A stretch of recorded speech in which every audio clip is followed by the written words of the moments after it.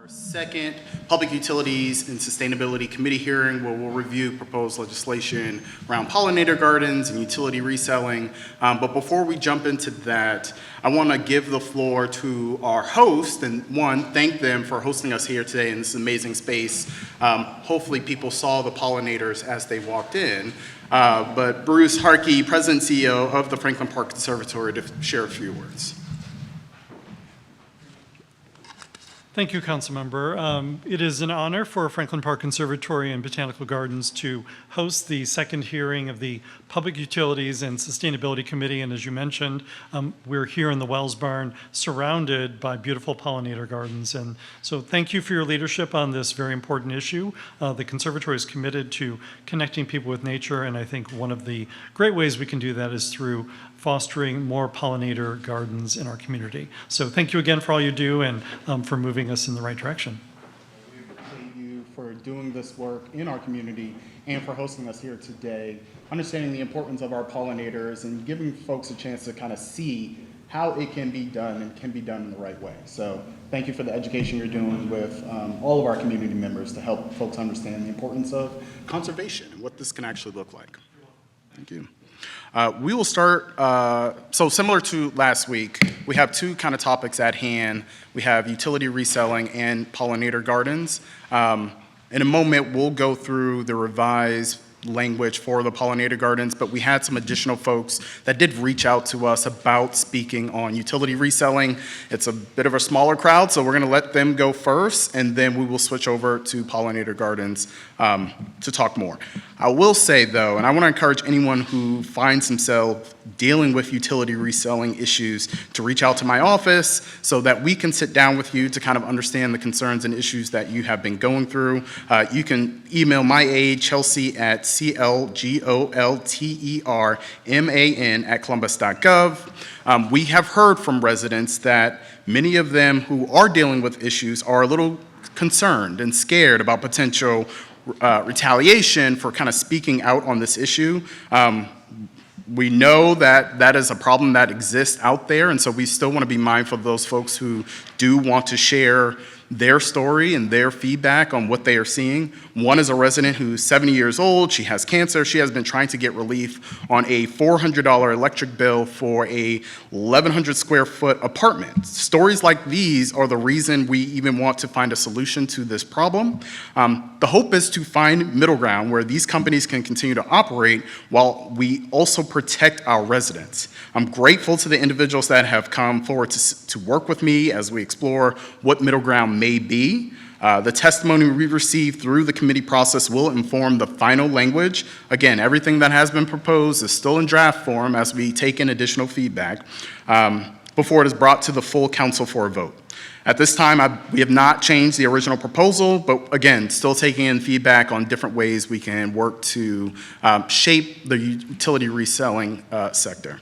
So with that, I'd like to start by calling Nolan Rutchling, the Managing Director of Energy Policy at the Ohio Environmental Council. Nolan, thank you for being here and for providing some testimony.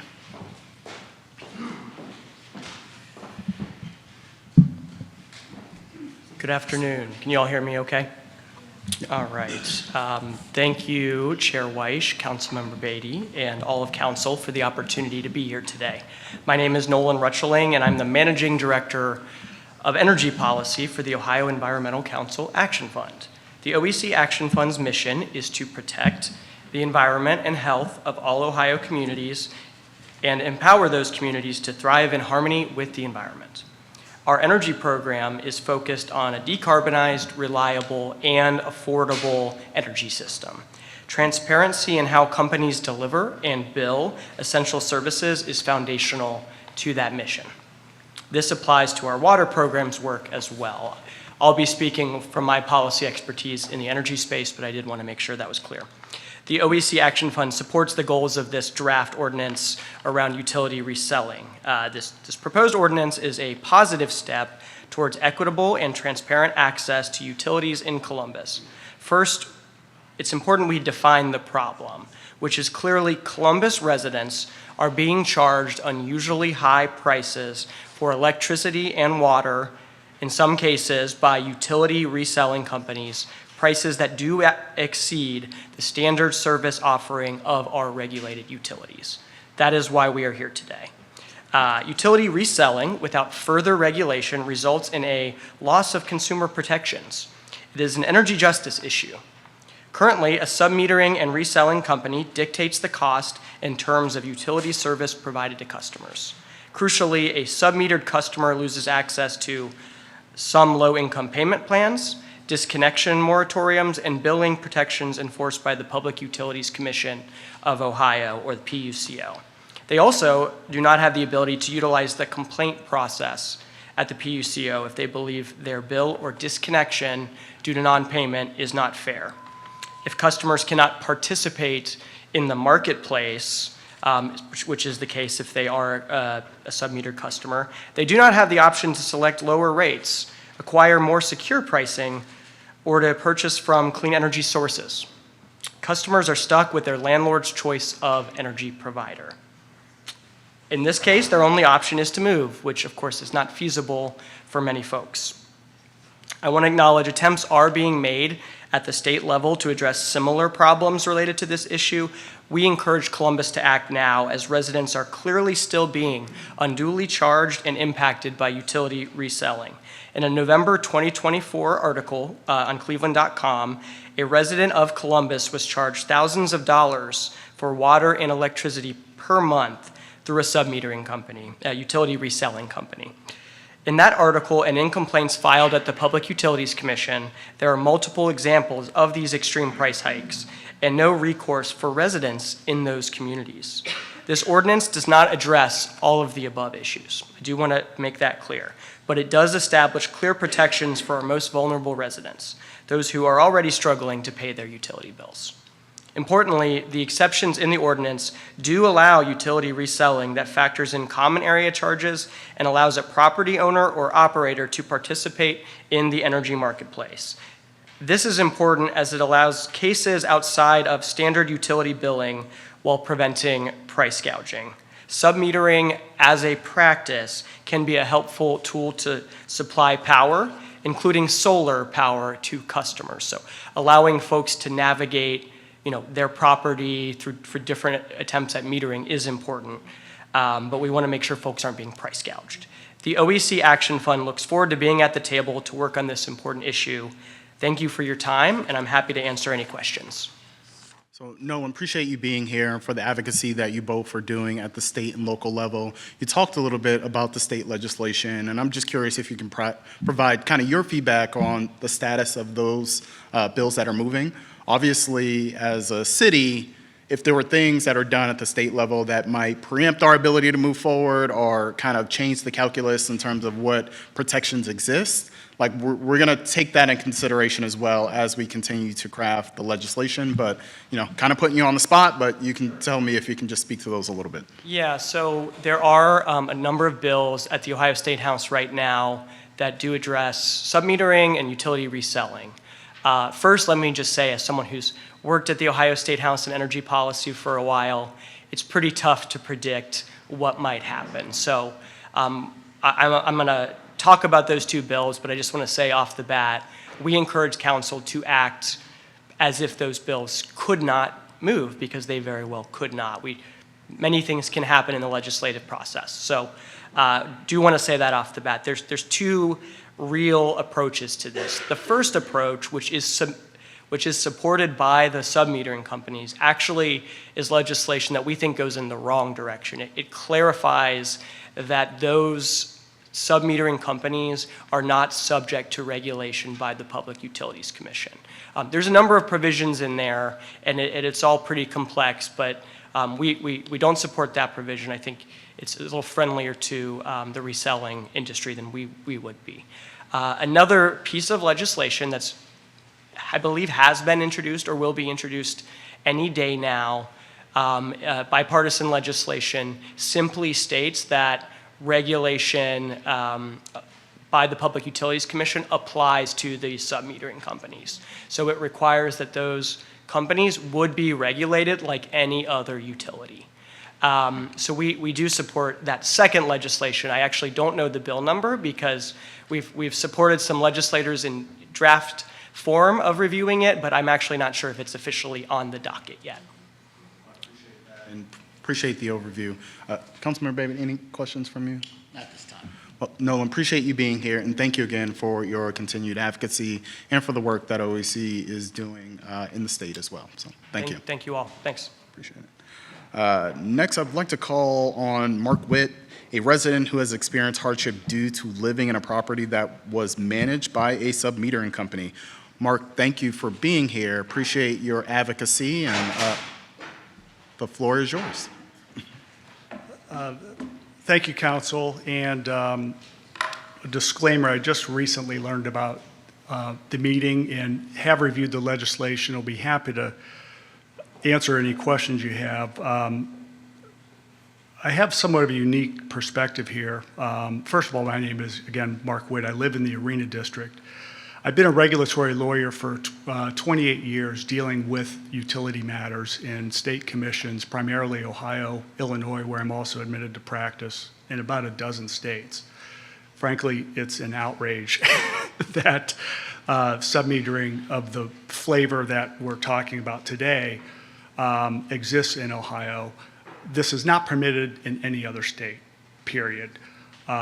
Decades ago, New York State, and in particular New York City, banned submetering, as have other most major metropolitan areas. If they haven't banned it all outright, it is regulated for what it is, which is simply an alternative method of providing utility service. I've been a NEP customer myself for over 10 years, NEP being Nationwide Energy Partners. And when it comes to submetering, Nationwide is not on your side. They are very adamant that they do not owe any duty, legally or otherwise, to anyone who pays their bills. I've litigated numerous cases with NEP at the Public Utilities Commission, ongoing litigation here in Franklin County. I've had a case go to the Ohio Supreme Court. These resellers insist that their customer is the developer, that they pay to allow NEP to install its meters, and that's the only people they owe any duties to. Everything that they're doing for anybody else, that's just gratuitous. And they demand the state legislature and regulators to just trust them. Just trust us, leave us alone, we'll be good. I last spoke on this issue in front of council in 2017. Since that time, there have been other bills periodically introduced at the State House that tend to go nowhere. I think the political reality is that this is a phenomenon largely concentrated in central Ohio by Nationwide Energy Partners and an outfit up in Delaware County, American Power and Light, I think it is. So this really isn't an issue in most of the rest of the state. To be clear what we're talking about, let's distinguish utility reselling from submetering as that term existed, let's say prior to 2000 when we had electric deregulation in Ohio. Historically, for all sorts of reasons, particularly with respect to water service, it was World War II era buildings. It's difficult to install individual meters, so you'd have situations where there's one water meter for maybe a 200-unit apartment building, and how do we divvy up that bill, essentially? And there are various methods of doing that, and so-called submetering, pure submetering firms who track usage information. They look at household size, weather, all sorts of things to come up with fair ratios of allocating those bills. And those firms would typically charge a nominal fee to do so, $2, $3, $4 per bill. That's how they made their money. And that's a valuable, legitimate service. In modern times, and particularly with respect to electric service, a reseller's services are not necessary to individually meter each unit within a multifamily building. AEP's tariff requires AEP at the developer's request to install individual meters. So we don't need NEP or APL or anybody else to avoid situations where a landlord or a condominium association is trying to divide up electric bills every month. They don't have to do that. In my case, I live in the Arena District. I've lived in 2 condos down there. We're all sub-metered. Go down the Scioto Mile, I take my walk, down to Miranova. They're not sub-metered. They're individually metered by AEP. It's just a matter of whether the developer wants to play ball with NEP, and their financial incentive is to do so. In the ordinary course, if I'm building a building, I would have to call AEP and say, I'm putting in a 100-unit condo building. I need you to come put in the meters and run the service. Not to knock on AEP, who's not a client of mine, by the way, but they're a big company, they kind of move at their own pace, takes time, there's charges associated with that. That's option A, and historically the only option. NEP, its sort of value proposition, if you will, to developers is, hey, rather than pay AEP to do what needs to be done to get electric service to your building, we will pay you to let us put our meters in, and we'll handle that for you. And by the way, here's some financial consideration for that. That creates all sorts of perverse incentives. Certainly no incentive. What's the incentive to maximize energy efficiency, for example, if you're getting a residual on usage within the building? All sorts of things like that. So the incentives are not in the public interest to begin with. Now, resellers like NEP will characterize these arrangements as basically as a big nothing burger because, well, we charge the same rates as the host utility. By host utility, I mean AEP, the City of Columbus, whoever the utilities are being purchased from and resold. We charge their rates, nothing to look at here. That's only partially true. When we're talking about utility rates, per kilowatt hour, per CCF of water, what have you, even if NEP charged the same host utility rates, they say they do. It's never been verified. They won't let anybody verify it. That's their claim. Let's assume that that's true. What they don't tell you is that they charge substantially more for other sort of miscellaneous fees besides this volumetric rate. For example, you can enroll in automatic online bill pay with AEP for free. NEP charges you $4 a bill to do that. In terms of time to pay the bill, with AEP you get 21 days plus a 7-day grace period, and then there's a 1.5% late fee. When I look back at NEP, at my own bills, typically it's within 15 to 18 days to pay. There is no grace period. And if the bill's over $100, the charge is $20. So if you have a $105 electric bill that you haven't paid on time, your late fee effectively is 20%.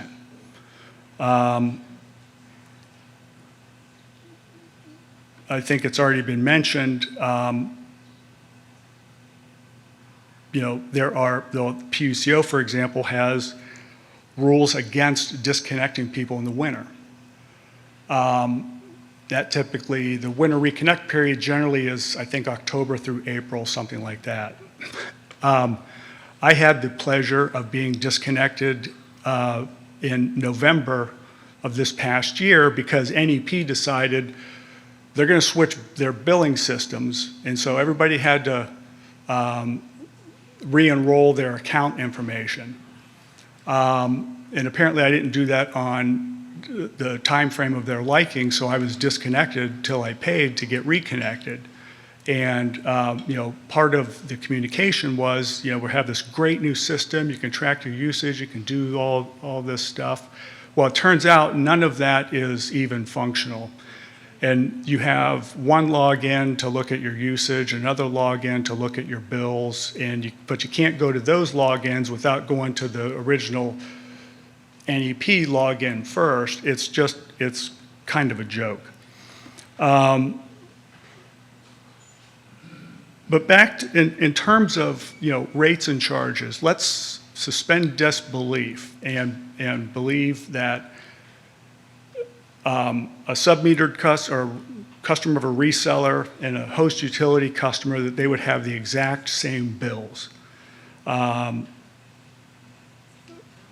If all of that's true, we have to ask ourselves, well, what then exactly is the benefit to the consumer of getting a bill from NEP versus the host utility? Like, why do we need them? And the answer is, we don't. And, again, firms like NEP won't dispute this. They offer nothing to consumers that the host utilities don't offer, and in fact, they offer much less for reasons I'll explain in a minute. And as I mentioned before, they've adamantly insisted in 10+ years of litigation that they don't owe any duties to the end-use consumer, so it doesn't matter anyway. Nothing to see, move on here. So the next question becomes, well, how can consumers be harmed if they're paying identical utility bills? And there's a number of ways consumers are harmed, some of which has been touched upon already, which is consumers are now stuck in a situation where they are receiving service from a completely unregulated provider who, unlike any AEP or the City of Columbus, has no legal duty to serve, could charge whatever they want because there's no contractual or other relationship with end-use consumers. Today, it's the host utility rate. There's nothing legally that would prevent them from charging twice the host utility rate tomorrow. And it's important to bear in mind, consider what do these host utility rates actually represent? This is not a competitive service. We rely on regulation as a substitute for the market to price these services. So the utility rate reflects the utility's cost of service. What does that cost include? Well, billions of dollars of infrastructure is the most obvious, but it also includes things like smart meters. And I know the city is undertaking that effort right now to give enhanced service to consumers. Energy efficiency discounts and rebates. At one point, AEP had a $500 rebate on water heaters. $100 for a stove, appliance recycling, discounted light bulbs.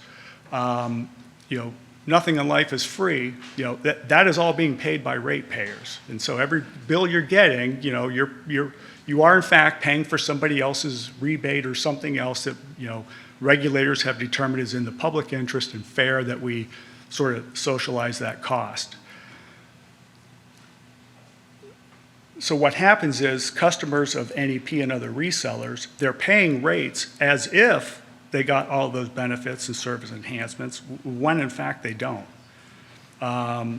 Yes, they're getting electricity and water, so it's not as if they're getting nothing, but it's sort of like paying, Porsche prices for a Pontiac. Yeah, you're getting a car, it gets you from A to B, but it's not the same thing, okay?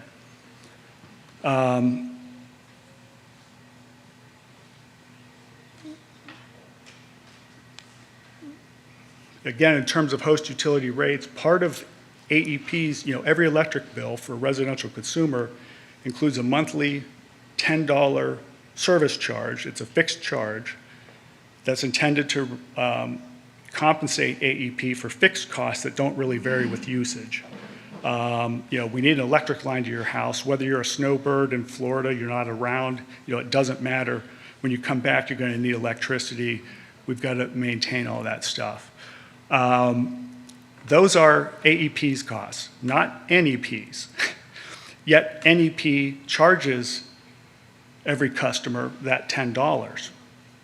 So it's a situation, for example, if you have a 100-unit condominium building under a reselling arrangement, there's energy being delivered to a master meter, a $10, actually for GS1 commercial customers, it's actually less than $10. There's a $9.40 fixed charge that AEP pays, that NEP pays. But then it will bill each of the 100 residents $10, along with this, volumetric rate. Again, that includes all these benefits and enhancements that the consumers don't get. All of this arrangement also, it shortchanges not just consumers. The city is shortchanging itself because it's allowed a situation to take root where, again, the NEPs of the world have no duties. They can cherry pick and decide where they want to serve and where they don't. Multifamily on a cost basis is much more economical to serve than subdivisions and other places, or low-income areas where there's a risk of non-payment and other things. NEP can avoid those areas, cherry pick where it wants to serve, leaving the city, and AEP with these costlier areas, ultimately increasing rates for people who aren't sub-metered as well. I appreciate your testimony, and I apologize for interjecting. No problem. Because you have a lot of information around the regulatory environment and just past history. So I want to have additional conversations with you on those topics. I also want to be mindful of the fact that we have others who do want to speak as well. So my apologies there. If you wanted to wrap up, I'm happy to let you do that. I've already talked longer than I had anticipated. Just let me close Yeah. by saying that this is not, NEP, these other resellers, they're not just sub-metering utilities, they're sub-metering legal accountability that ordinarily is demanded of a provider of a public good like utility services. So I commend council for addressing this issue and look forward to providing insights that might be helpful in this process. Thank you. Appreciate that. Question. Appreciate you for being here. Next, we'll hear from Rachel Winning, a resident who has worked in tenant organizing and can speak to the experience of residents she has tried to help herself. Thank you very much. And most of what I am going to discuss today is really based on what I heard from one specific tenant and then generally other tenants that I worked with at the time. So back in about 2018 to 2020, I did a lot of work organizing tenants in various apartment complexes around Columbus, mostly with Democratic Socialists of America and then also with the National Lawyers Guild, the Housing and Homelessness Committee. Focusing on policies, that really affect tenants. As to this piece of legislation, I know that, we've focused a lot on how it attempts to take away the harm that comes to tenants in form of bills that are unpredictable, that are unfair. But what I heard from one tenant specifically was that not only did he experience these astronomically high water bills, but that he was then faced with a possible eviction because he was charged for these water bills without his knowledge, against his account, in kind of a true-up at the end of the quarter when the water bill came. Then he paid his monthly rent on time, and that was credited against the water bill instead of his rent that was due. And then, a week later, he finds out he's being threatened with eviction. So he actually forwarded to us a letter that he had sent to ABC6 on your side, which I just found so compelling and I wanted to read it.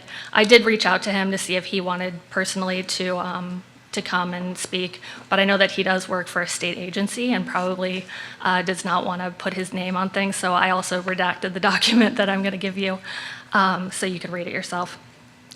So he said, "Good morning. My name is...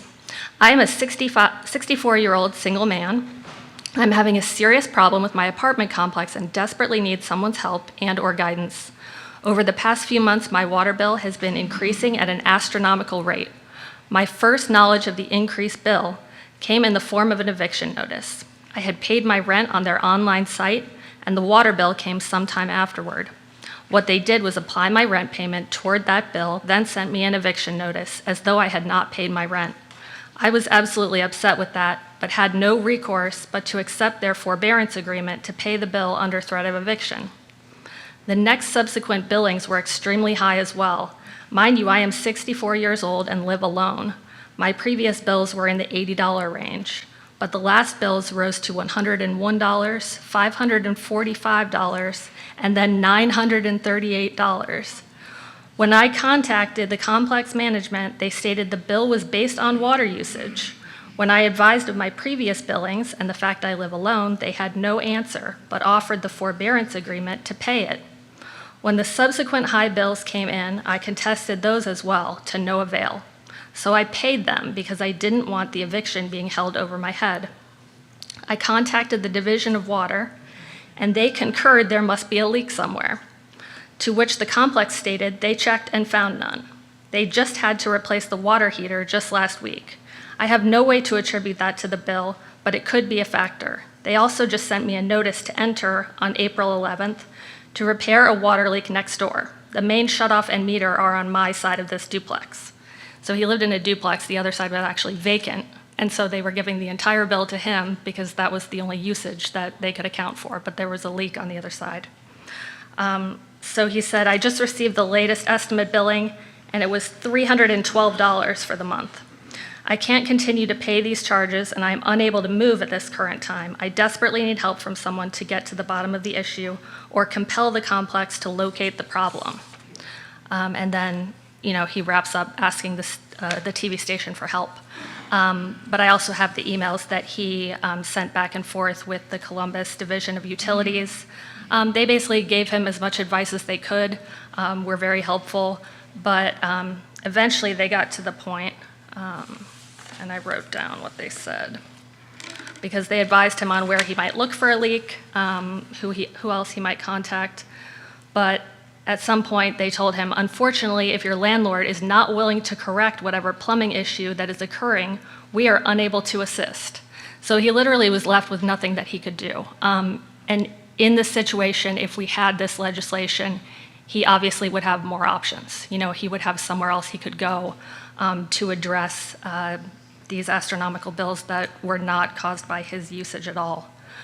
And so I was looking actually at the testimony from the prior hearing that you had on this issue. And some of the testimony kind of made it sound like the landlords and the organizations representing the landlords are more than happy to assist in this process and want to help conserve resources. But I think that this situation in particular is a situation where there was so much water being wasted. There was this massive water leak on the other side of the duplex, and the apartment complex had no interest in fixing it. They just wanted to get the bill paid. They didn't care who was paying the bill. And so it actually, I think, disincentivized them to find that leak and fix it because they had someone else they could bill. So I just wanted to point that out because, I think the goal of the landlords and their representatives is always going to be to avoid more regulation because it increased costs for them, but we need to be looking at what the harms are to the tenants here, and I think they're extreme and aren't just money. They can be eviction. We have thousands and thousands of evictions in this city every year. We don't need to add to that because of utility bills. So I am very interested in participating more in conversations about this legislation, and am happy to, answer anything if you happen to have questions. Yeah. Yeah, you are correct in terms of the incentives that are out there, which is why we're kind of looking at this, because we know utility costs are going up. The region is growing, the type of growth that we are having is leading to these increases. And it's why we want to do everything we can to hold the line on costs that our residents are going to feel because of the growth, because we know it's a circumstance where one bill turns into another and another turns into an eviction turns into an even bigger problem for the city to try to address. So we appreciate your advocacy. We will sure to include you in some additional conversations that we have as we kind of continue to take in feedback so that we can revise the legislation going forward. So I appreciate you being here. Councilmember Beatty? I did have a couple of questions. It seems like you've been doing this work for quite a while. And I was curious, I don't know if you just focused on a certain area of town or anything like that. And so what I was wondering is, obviously all landlords aren't bad. through your work in your organization, have you seen any market effect from what you've done? Like, for instance, if a particular apartment complex is known to mark up utility bills through the reselling or through sub-meters or however, that the word kind of gets out there through whatever channels, through your work or beyond that?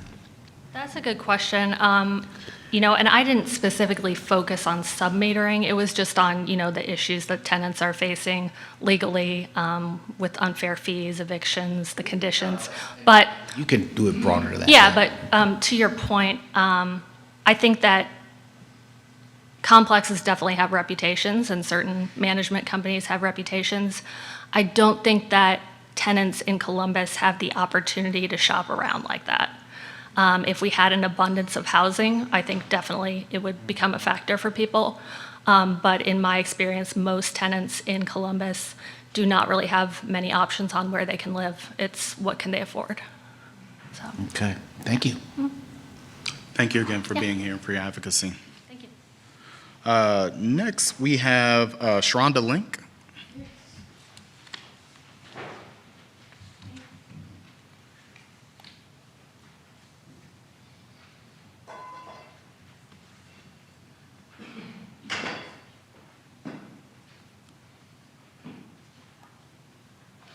Hello, thank you, City Council, for hearing me. I found out about this meeting through Channel 10 Town Hall meeting, and one of the reporters. I no longer am at the Life at Edgewater Landing, where all of my troubles did start. And through that gentleman over there, I'm so glad you said what you said, because I definitely believe that the apartment complexes had to be getting some kind of money or something to want to change over like this. But I'm under case 2025 with the city because of Life at Edgewater.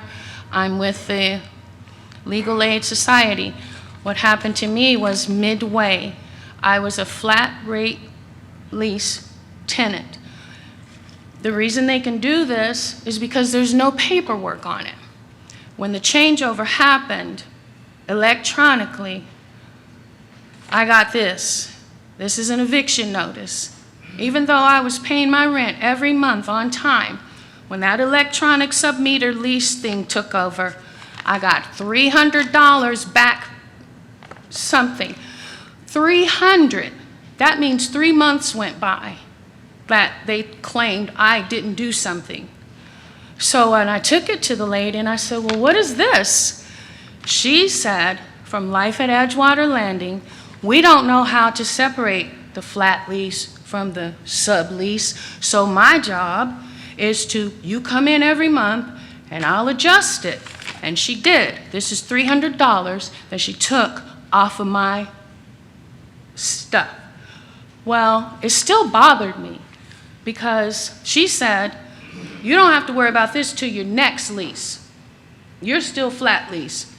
And all these people are going through this change. But it still bothered me because I'm still getting emails and I'm like, but there's no paperwork, so if this woman gets mad at me, I'm out the door. Well, I'm out the door. She got mad at me. So when I went in and I asked, can I have some paperwork on this? The only thing I could get her to sign on here was that she was going to call IT or TI or whoever and fix it for me. To say, this woman is flat rate, she's not with the sub-meters con service or whatever yet, and she said her job was to fix this, and she fixed this $300 one, and she kept on fixing it until February. February, another young lady moved into our building, and she was young, and she couldn't understand all those utility things. So I decided to enlighten her. I told her, I said, I've done my research, and con service makes you share. The property manager wouldn't tell us that we were sharing. They just kept saying, you're incurring the bill. The only way I could prove that we were sharing was to wait another month for us to get the emails and to match them. They were identical to the penny. But here's the thing. This young lady was never home. She was probably in her apartment once a week. I'm disabled. I'm not doing all that water stuff. Here's the thing about that, like they said. The man upstairs above us had 2 extra women in his apartment.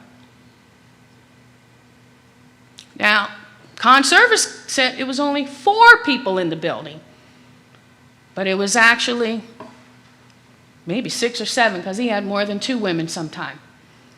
So we are expected to pay for these women upstairs who are not on the lease, their water and their gas. That bill, like that man who got $1,900, I can see it. That bill shot up. That young lady, she said, I'm not even home. And I said, I know. I said, I'm about to get my neck cut off, but I can't see you go out like this. You're young as my daughter. Her first apartment. So I said, this is what we're going to do. We're going to go to the property manager, and we're going to show them that we know. They've been lying to us, telling us, no, y'all bills ain't going to match. But we took our bills in there, and we showed them that they matched to the penny. Now, mind you, I was getting mine credited because I kept my mouth shut. That's why the people are scared, because if you play along with them and you keep your mouth shut, they'll go ahead and credit you until your next lease. And then you can walk out the door without being bothered. But if you open up your mouth and you help apartment B or apartment C and you say, look, our bills match, what are we going to do about it? Well, when I walked in there and we pointed that out, and then we also said, oh, by the way, there's extra people up there. Well, the next thing I know, I got to go. All of a sudden, I owe all this service utility stuff. All of a sudden, people are calling me, telling me I owe money. And I had a perfect rental history before this, whatever it is, came along. So I went to legal aid, and they told me, yeah, what's it called? They altered your lease in the middle there. You can't do that. You can't take you from flat to this and that. And they said, so when they do, you contact us, and I did, but I had to also leave because I'm on disability. I only get X amount of dollars a month. So if these people are ragging at me and telling me I have to pay them all my Social Security check, how do I eat? How do I pay anything else? And they literally wanted all of my Social Security check. So I had to leave. Now I have bad rental history. When I was perfect before, now I'm homeless, living couch to couch, trying to save money for another apartment that may not take me because this apartment has tarnished me. And so I'll have to explain that to them, and I'll have to hope that they believe me and see my paperwork, that I've never been late on my rent ever. But because of this service, which has no paperwork to in between, and I had to rely on some woman in the office who got mad at me because I told on her. Now she done took it out on me. Now I have no apartment. And these are the property managers, not the owners. Because within 24 hours, I showed up at a city meeting. I remember you. I'm sorry, did I just remember you? I showed up at that meeting, and I told them about that sub-meter, and I told them don't suggest that those people go to those empty apartments, because they were saying, if y'all want to go to an empty apartment, they'll give you one. And I stood up and I said, no, you don't, because they're not telling you that you're sharing utilities. I said that at that meeting. I said, you're not telling them. They're not telling us. They're lying to us. So why would I sign up for an apartment if you're going to lie to me and not tell me that I may share water with 3 other people and they're not even on the lease? So I did. I reported all of that. And the more I reported, the worse it got. Because, I mean, again, I'm homeless, and who do I go to now? What difference does it make now? Because I've lost the apartment that I had. And I'm gonna pray that I can get the next one, and that this last complex doesn't keep me from being in a home. So I lived all of that. I lived the bills. They're still after me. You can call around right now to apartment complexes and they won't tell you, because I did it. I asked them and they lied to me over the phone about, am I sharing utilities? They don't want to tell you. And that's another thing. If you're going to lie to me and not tell me, why are you taking my application fee money? I can't get it back.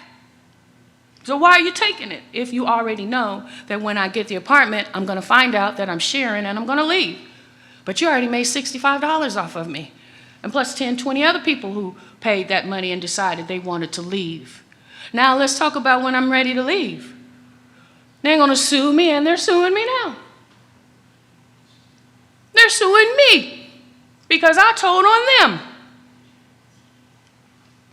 I can't figure out no other way to say it, except I took that little girl in that office and I showed her, they're lying to you, and now here I am homeless.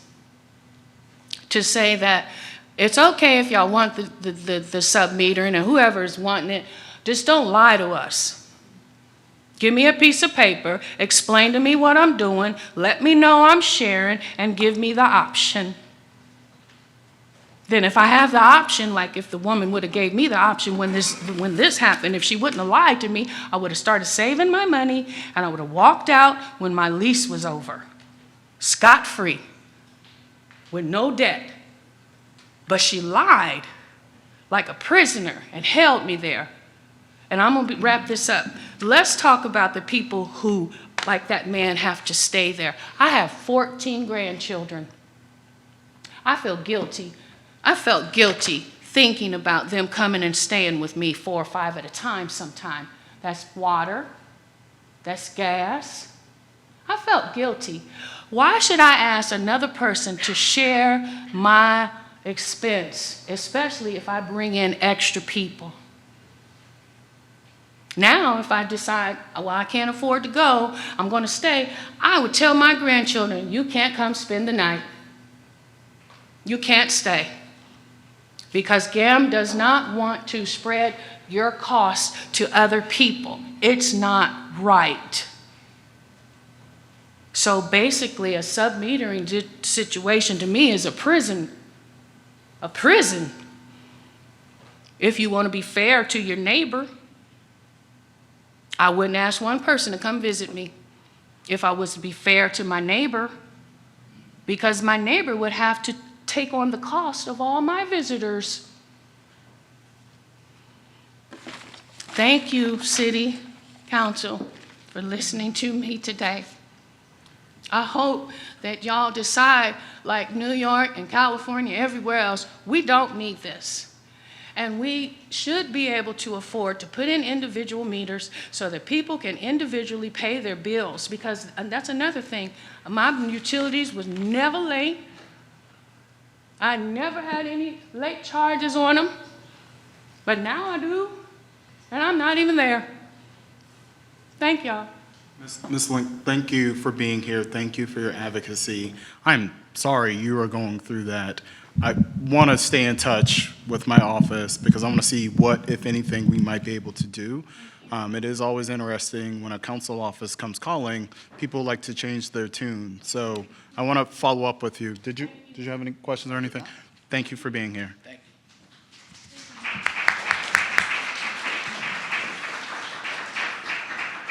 So that is it for all the folks who have actually signed up, but I want to ask if there's anyone in the hearing who did not sign up but would like to speak. Sure, come on up. This issue. Yes.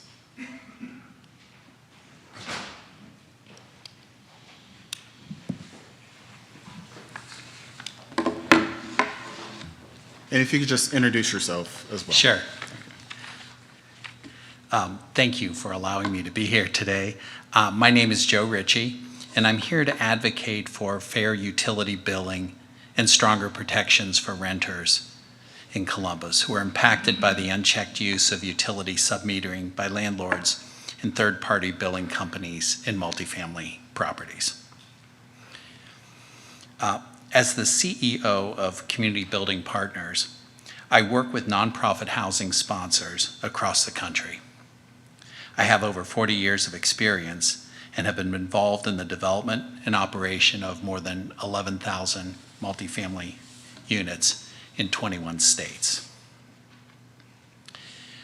Across Ohio, including right here in Columbus, tenants in large apartment communities are being charged for water, gas, and electricity. I want to focus on electricity, though, because that's where the most predatory pricing occurs through submetering systems that are unregulated and often exploitative.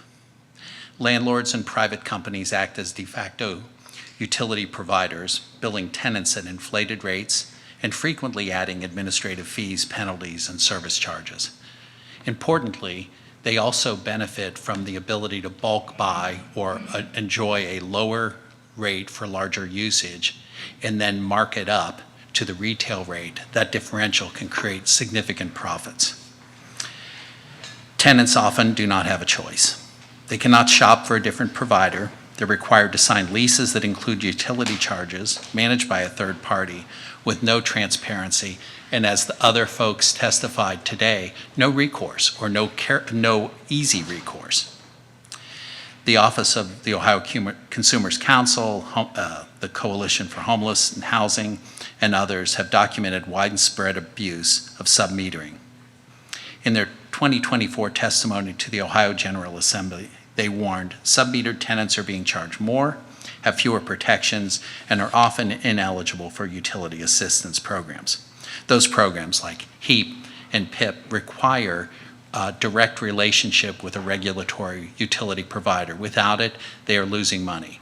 In my work in affordable housing, I see that that can be significant. The HEAP program in particular at about $314 per year, that's a significant amount for somebody with a fixed income. Very significant, and not being able to avail yourself of that, along with emergency assistance and support preventing cutoffs during the winter, are major impediments for residents in the city of Columbus. Over the course of my career, I've received numerous presentations from third-party submetering vendors.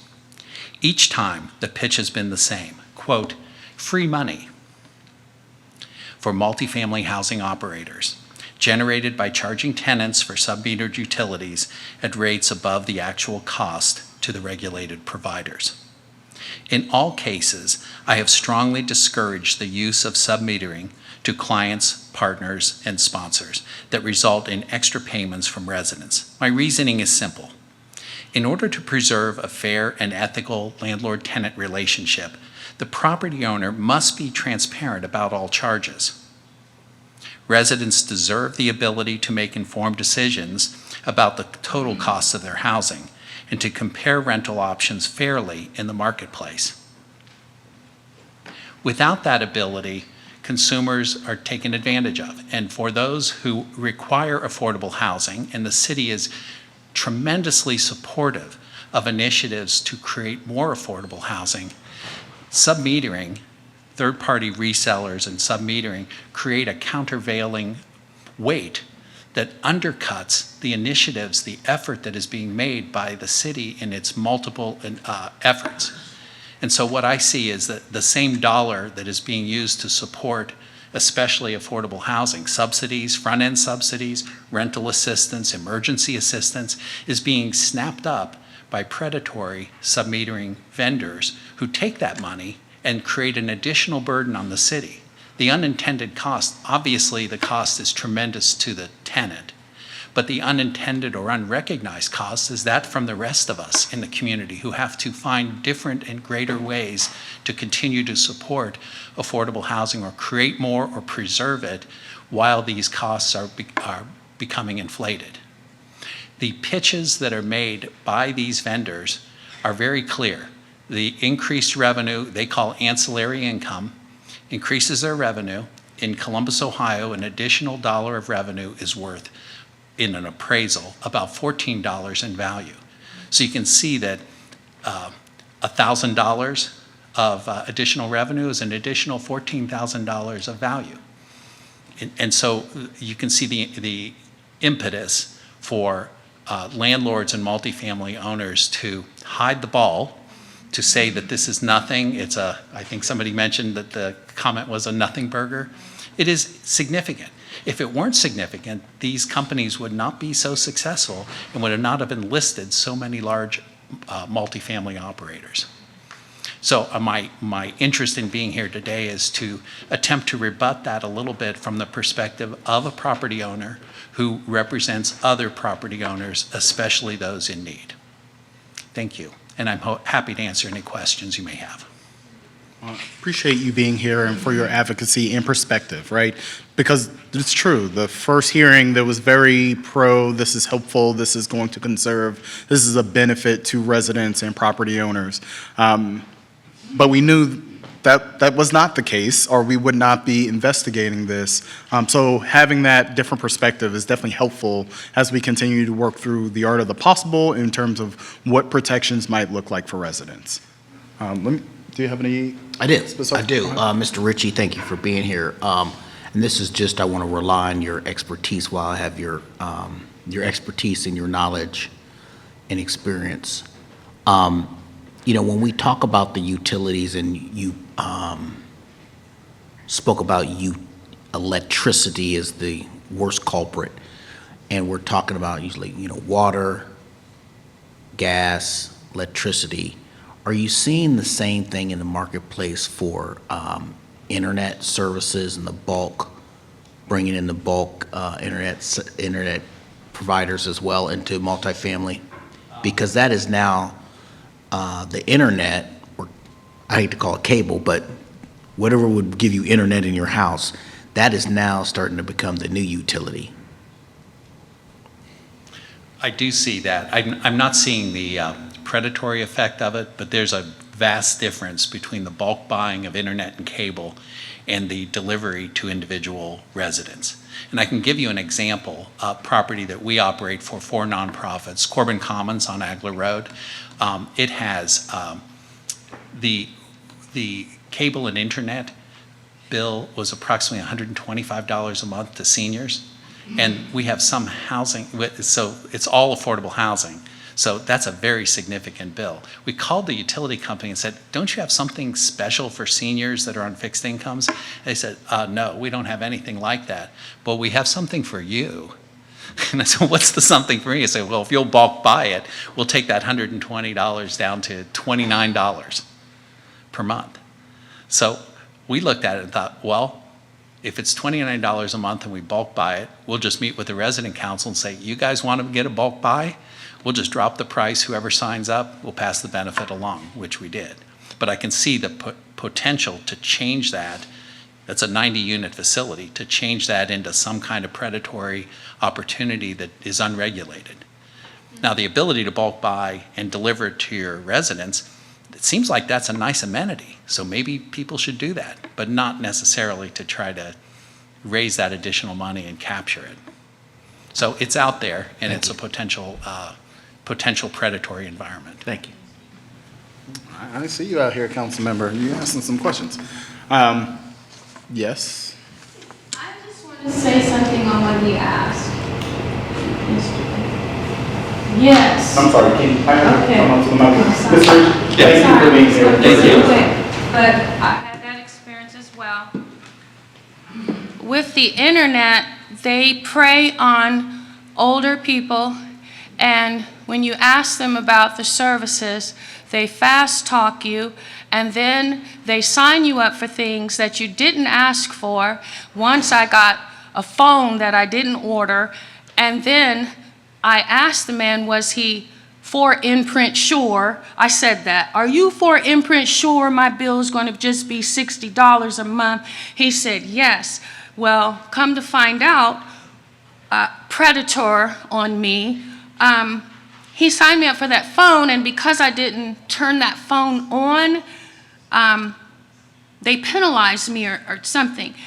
And I fussed about it, and I said, first of all, he lied to me. He said my bill was going to be $60. He definitely didn't tell me that he signed me up for a phone and something else he added on. So my point on this is, when you're shopping for anything now, the thing they want to do is just sell you. They don't care what they say to you. They don't care if they slide in a phone on your contract. Long as that person can get that, yeah. And when I tried to stand my ground and I said, back in the day when I was younger, if I was quoted a price, that was the price. Whether Johnny made a mistake about the price or not, I got to keep that price. If I walked into a store and if I saw that the can said $5 and when I went up there it said 10, I used to be able to say, but you marked it at 5 and I get it at 5. So with cable or internet, you can't mark them.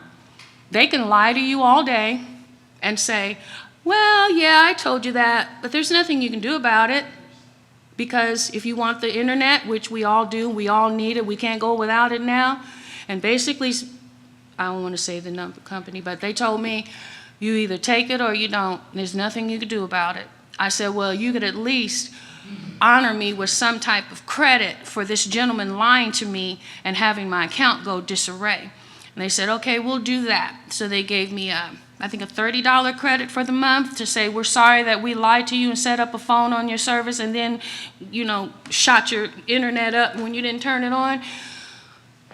So basically, that's the predator situation of that, is that if you catch them in a lie, ain't nothing you can do about it. You're not going to get the honored price that you asked for. I want my bill to be $60. That's all I wanted. When it came down to it, it turned out to be $85. So.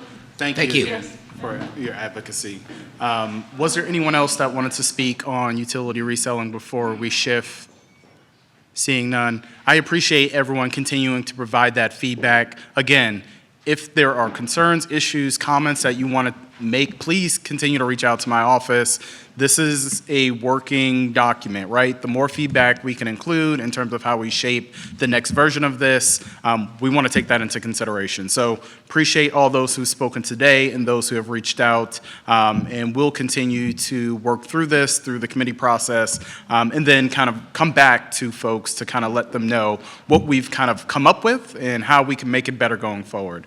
Again, it's about protecting the residents of Columbus because we know costs are rising, and so we want to do anything possible to hold costs in check where Columbus has a role to play. So with that being said, we're going to shift gears and talk pollinator gardens. Appreciate those who provided some feedback during our April 30th hearing. We have made some changes to the language based on those comments. So again, open, transparent legislative process requires us to receive feedback, use that feedback to make the policy better. And I feel like we're getting closer. So wanted to take a moment first to kind of kick things off by hearing from the Deputy Director of the Columbus Department of Building and Zoning, Tony Celebrezzi, to go over the new proposal and outline what has changed. Thank you, Councilmember. Thank you all for being here, and thanks, folks, for the many emails and suggestions. Kyle and I and the team sat down and analyzed those, and were able to make a number of adjustments to the proposed language, and I'll go over that here momentarily. Bottom line is we want to try to make pollinator gardens as available as an opportunity for people by right, without anything special. At the same time, as I've talked before, our code officers have to balance the complaints that they get from people that may not be as enlightened as many of the folks that want to have pollinator gardens. And so we're trying to balance those two things, and the fact that it's your parcel. It's your property, and you need to be able to do with it as you would like. So some of the adjustments that we made, we went ahead and removed the 50% maximum for the front yard, so the entire parcel can be a pollinator garden. We also removed the 30-inch buffer around the properties. To some degree, that ends up getting close to civil matter between parcel owners, which we stay out of. So we elected to take that out. And then we also removed shrubs from the list of weeds, from the definition of weeds, and that was a request. We did include, and a couple of these things I had before, but we specified live or dormant plants, which hopefully will get at some of the fall foliage that people are dealing with that some folks don't like. Kept the sidewalk in vision triangle. We did add, trying to figure out where it is here. Instead of just designed, a pollinator garden that is designed, we say designed and maintained. The idea is there because there is still a level of maintenance that is required for any type of pollinator garden. And I believe that is it, other than, and one of the things I joked that the city attorney effect took place. Once we submitted this to the city attorney's office, they decided they didn't like how we had it, which quite frankly, the code at that time, the code currently is not in a good format. So much of this got shifted over to definition section. We still have the exemption under the noxious weed section like we had before, but we defined pollinator garden, we defined the weeds, and we defined noxious weeds. All those are under in the front part of that code section where the definitions are, and that's actually where it's supposed to be, so that anywhere in that entire Title VII, the word weed or pollinator garden or noxious weed is used, it always refers back to the beginning, to the definition section. So that language hasn't, or that draft hasn't been circulated out, so folks probably haven't seen that, but once you do see it, I don't want you to wig out because it does look a lot different physically in the layout, but it's still the same. We've met with the council member to make sure he was comfortable with what we did, and I'm obviously more than willing to answer any questions on that, as is Kyle here. So thank you, council member. Tony, appreciate you being here and for the willingness to kind of take in that feedback to make adjustments. I see a lot of folks nodding their heads, so that is good to hear. One thing that did come up, like I said, we did hear from some of the pro-turf grass folks, which I was surprised it took this long, but they did reach out.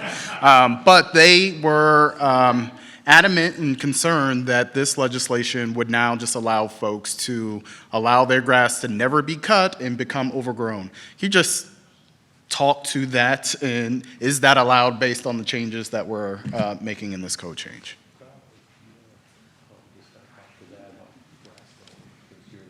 You've dealt with it firsthand. Sure.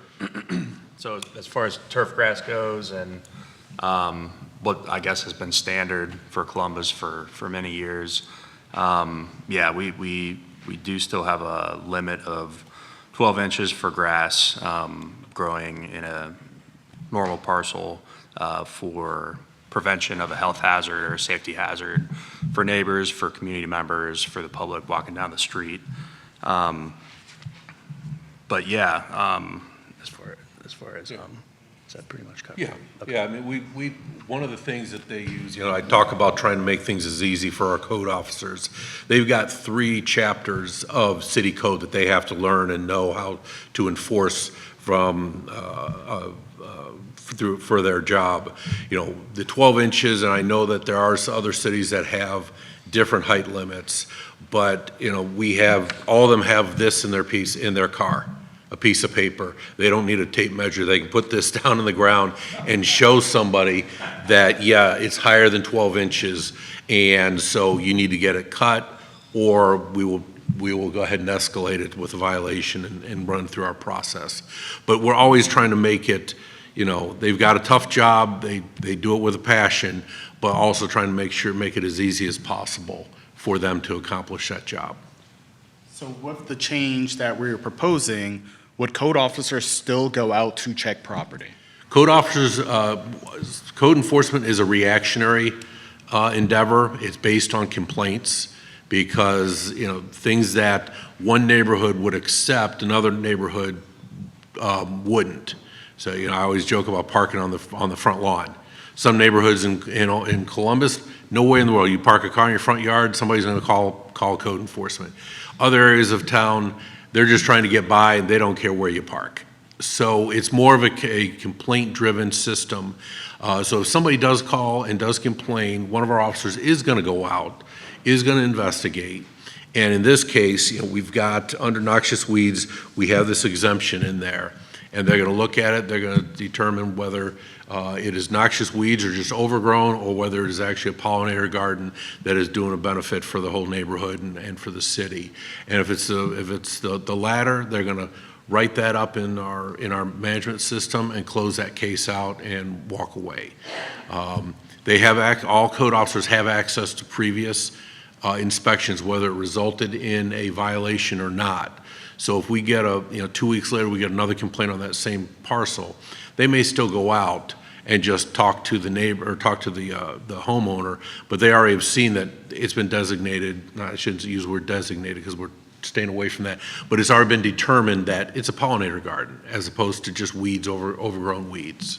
So they would just close that out. Director, I mean, does there have to be, I'm just curious, do the code officers, in light of where we're going here, are they going to need to have some additional training in order to understand what a pollinator garden is, or the types of plants that would be allowable? I mean, there's one thing to certainly have it on paper, but I know I'm a person that's not very knowledgeable in this area, and I could go out and be fooled or not understand or what have you. Do you see that there's going to be some training or little guidebooks that they take in the car, or what do you think that this would be like?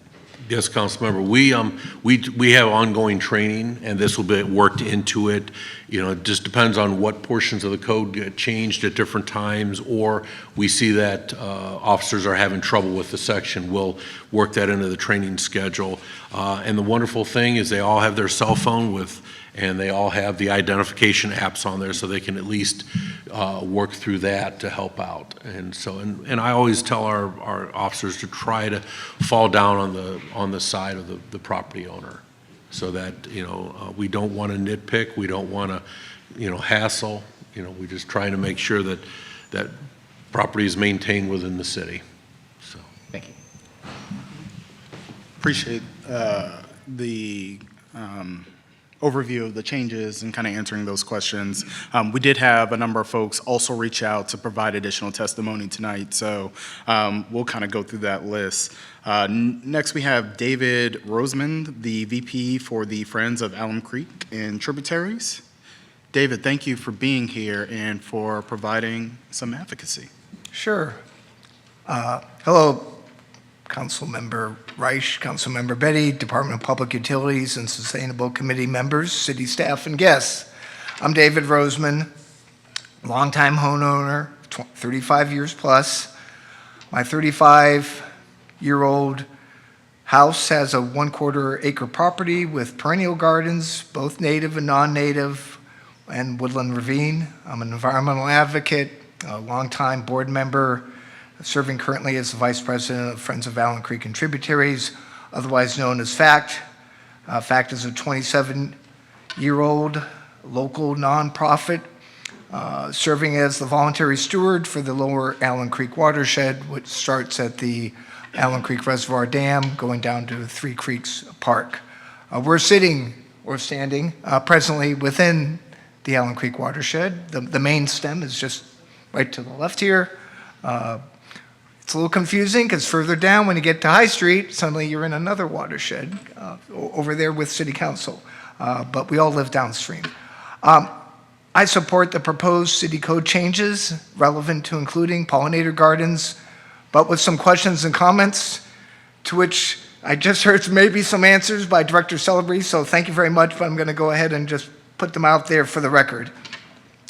Number one, it's very good to see the updates incorporated in the proposed language since the first hearing on this matter, so thank you very much for hearing what folks have had to say.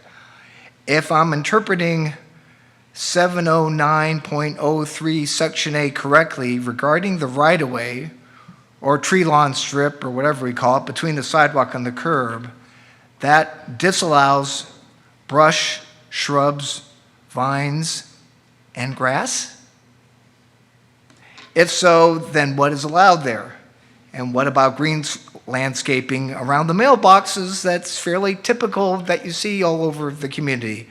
And if you go down, well, if you see houses, may or may not be mine, or down German Village, a lot of people will plant perennials or very nice curb amenities in that area. So just putting that out there, how forceful are we going to be in that area? Sure. You know, one of the things that I tell our code officers, because they're out there working by themselves, is to use common sense. And, you know, things like those small amenities are not a safety issue. But, you know, other cases might be. And so we do try to, you know, I try to always encourage them to err, again, on the side of the property owner, but also looking at the safety. I mean, I kind of joke with them, when, especially the new officers, when I introduce myself and we talk about things, I said, I can find a code violation on every parcel in the city of Columbus, including my own. Trust me, my wife got issues with some of the things I don't do or do. But, you know, it's, again, it's a reactionary force, and so it's what, you know, what neighborhoods will allow. Now, obviously, you know, there's a bare minimum standard that we as a city, as a department, would like to see. But at the same time, you know, flowers around a mailbox generally are not going to cause a safety issue. Now, if you start planting tall grasses that are growing up and expanding, you're starting to impact the vision triangles of that, or the vision in general. And so, you know, there's no easy answer.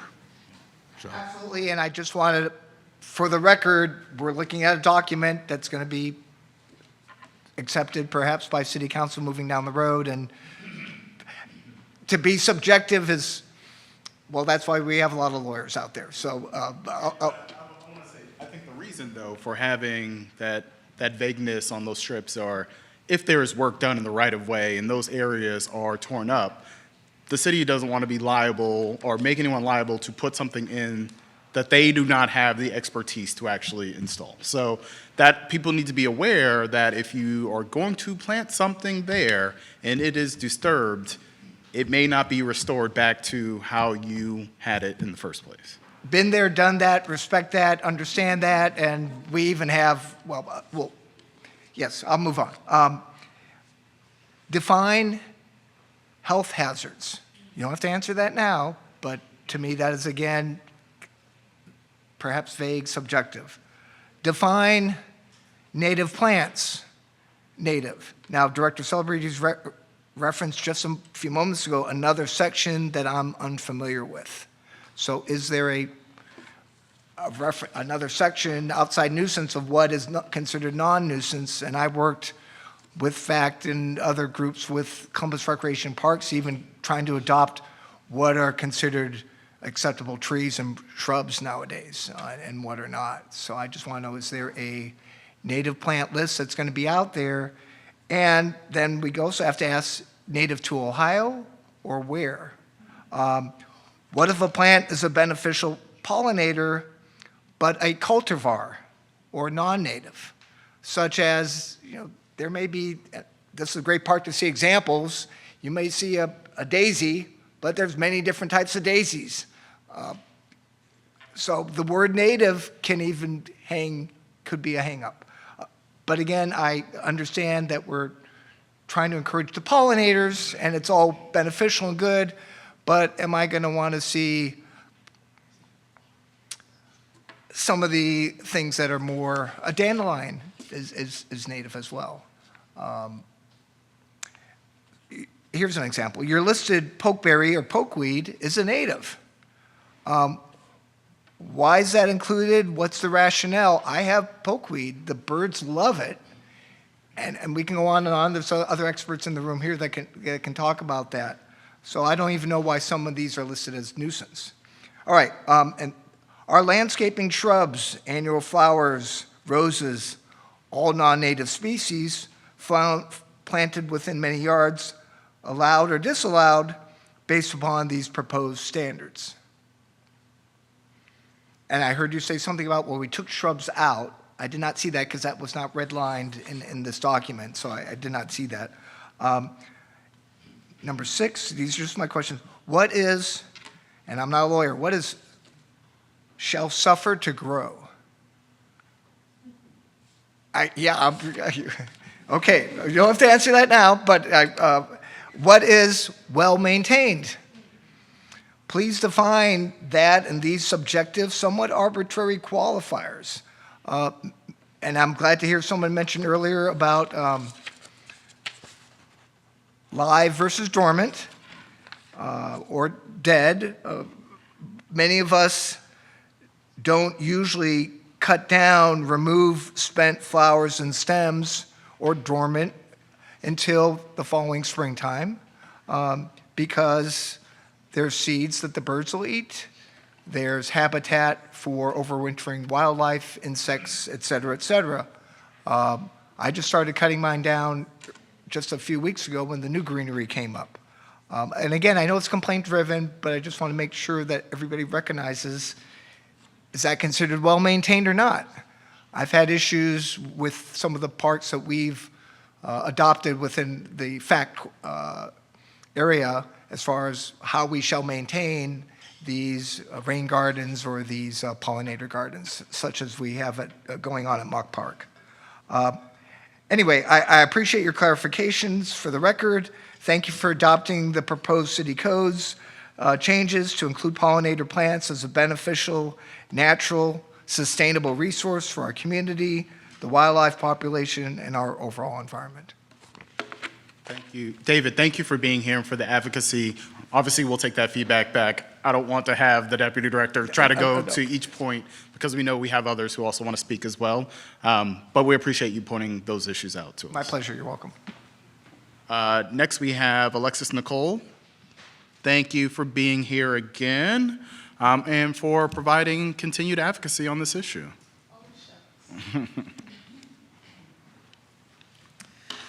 Hello again, and thank you, both Councilman Wyche and Beatty, and thank you so much, Tony and Kyle, for being here again, too. I know being caught in between us and some of our persnickety neighbors cannot be an easy position to be in.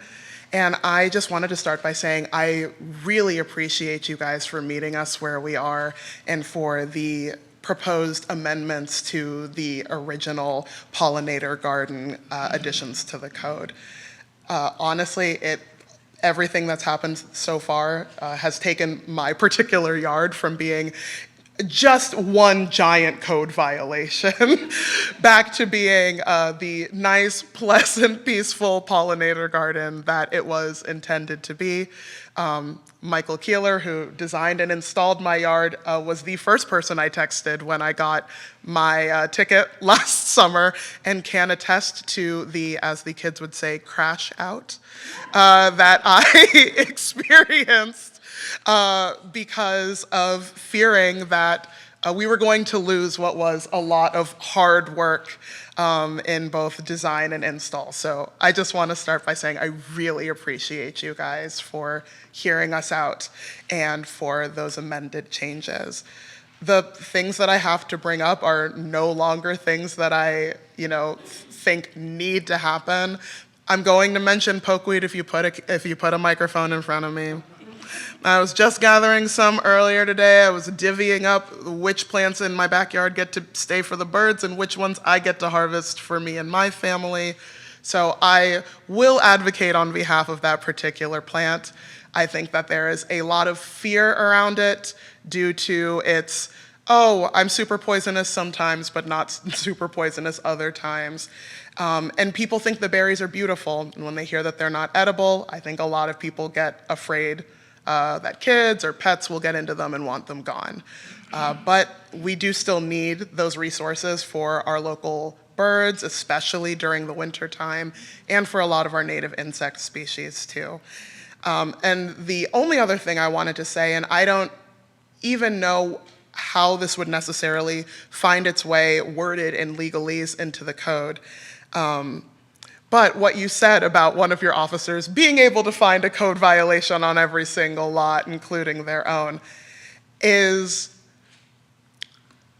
just makes me worry that one neighbor having a bad day might override like the very positive common sense hat that we're all trying to put on about assessing yards.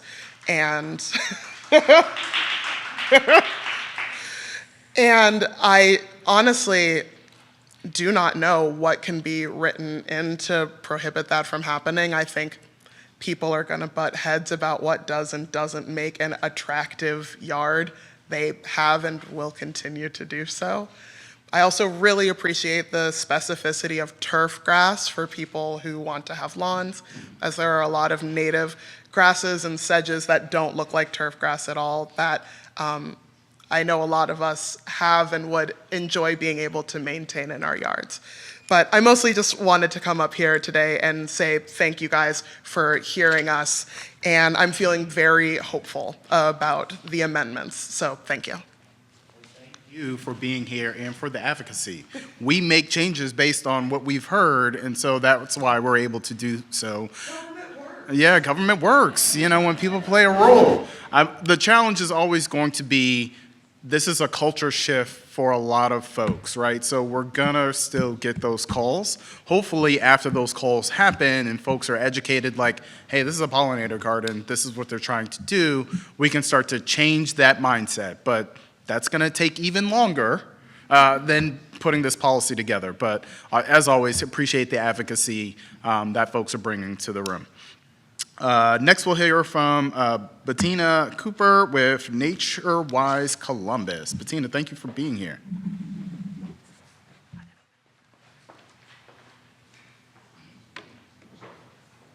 Thank you very much for the opportunity to speak today on behalf of Nature Wise Columbus. We are a local nonprofit organization that publishes Ribbit, a free community magazine that helps children and families in Columbus connect with our local nature and the environment. Our readers love to learn about how they can make a difference and how they can be friends to nature. Native plants, pollinators, and pollinator gardens are topics we regularly highlight. We've already heard compelling testimonies at the prior hearings and about the importance of pollinator gardens. But there's just one key point I would like to emphasize today, and pollinator gardens are one of the most accessible and affordable ways for families to participate in conservation efforts. When children help support pollinators, they learn that their actions matter and that they themselves are caretakers of the environment. Pollinator gardens on private property, in community spaces, and in public areas have tremendous ecological value, of course, and they help to bring nature back into the city, and that matters. Nature disconnection is a growing concern, especially for urban children and youth. But research shows that even small-scale exposure to nature, like a pollinator garden, can reduce stress and support mental well-being. Allowing and encouraging pollinator gardens will bring lasting benefits for both nature and our communities. At Ribbit Magazine, we have a Columbus Nature News section in each issue, and we look forward to highlighting some good news for pollinators soon. And we welcome the proposed changes and adjustments to the city codes, and I would like to thank you very much for your time and for considering the positive impact this can have. Thank you very much. Thank you for being here and for the advocacy. Yes, getting that next generation to care about sustainability is truly important, and I think it's that exposure that kind of gets them there.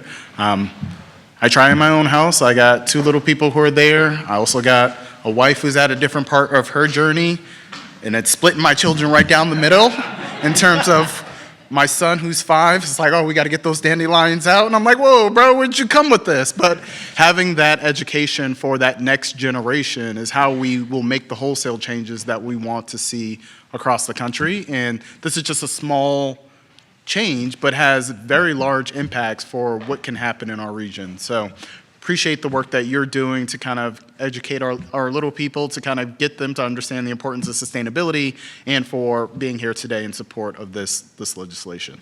Thank you very much. And I just would like to say that I agree with you, and often all it takes is just a little bit more of awareness. So thank you very much for your work. Appreciate you. Next, we'll hear from Ken Kaiser.